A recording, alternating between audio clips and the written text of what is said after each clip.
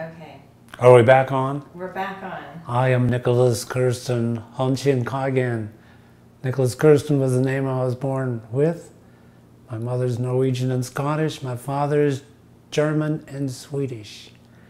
My Honshin name, Honshin Kaigen, came from my father's teachers in Japan, from the Zuizenji Temple in Kamakura, and from the Yamadai Temple in Sado Island.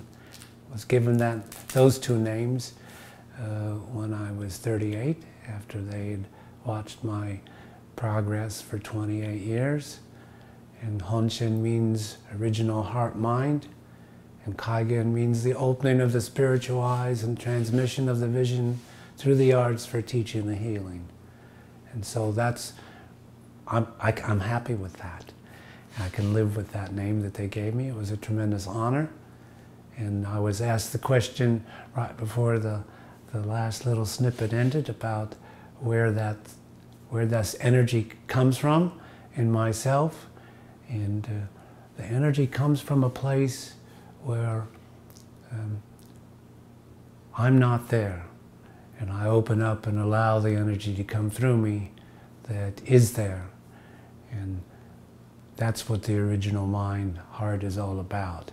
We all are born with it. It has many different names in many different traditions, but you are born with the original nature of purity and compassionate awakened consciousness.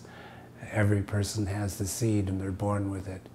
And it gets obscured by culture and by all the different kinds of experiences one has when one comes into a world of ignorance, and you get layered with all kinds of negative forms and things.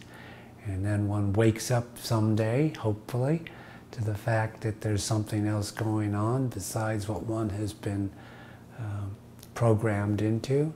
And then you have to deprogram yourself through different means and techniques. And you have to learn how to eat again. You have to learn how to talk again. You have to learn how to not think again. Because the original mind is the heart, and it's about wholeness and oneness. And when our consciousness moved from the heart up to the head, we have two hemispheres in our brain. And each one plays against each other, just like the yin and the yang, the positive and the negative. And the secret of allowing oneself back into the heart is to bring unity to the yin and the yang, and to see it as a oneness, and that allows the energy to come back down into the heart, where we are making decisions based upon our connectedness and our wholeness with the rest of all living things. And for me, when I go into my creative space, that's where I go. I go into that space where everything is and all possibilities are. And through my many years of creating, I've found that I can go to that space quite easily. And I go there when I'm doing my work, and I just open up to it, and it flows out of me. And in order for that to happen, though, certain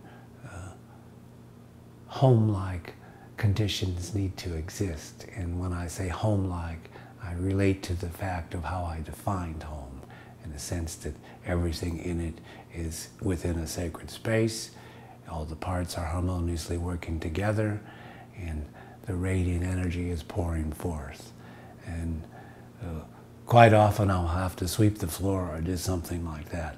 And it's all symbolic, because it's all about like clearing the mind out of all the different chatter that might be going on from all the different experiences that we've had that keep popping up, either in your whole lifetime or in recent past, or in the moment that you're in, or you just had somebody come in and say something you didn't like, and it's churning around in your head, and you won't be able to access this space if those things are of your concern.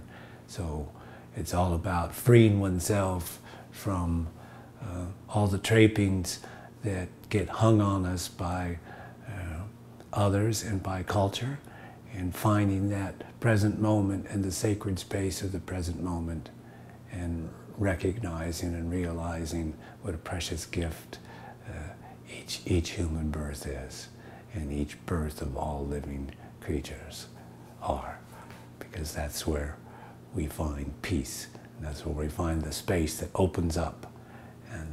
And there's a great deal of information being poured into our space now here, the planet Earth, where we live, and it's coming in, and lots of receptors.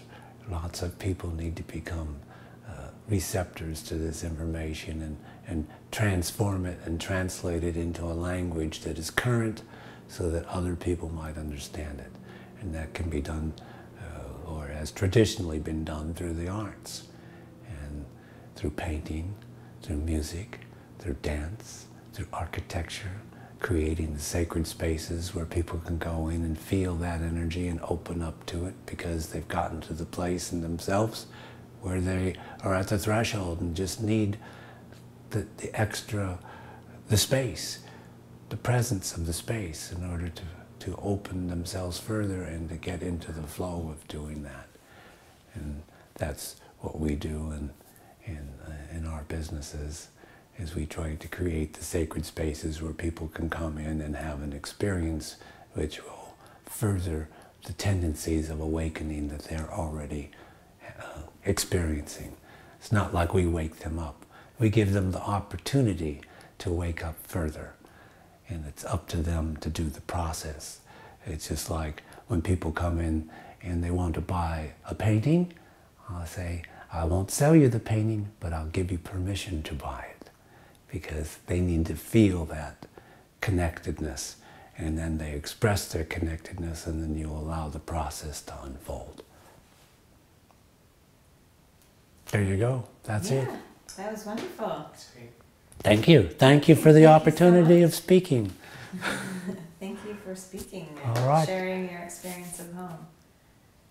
May everyone find home.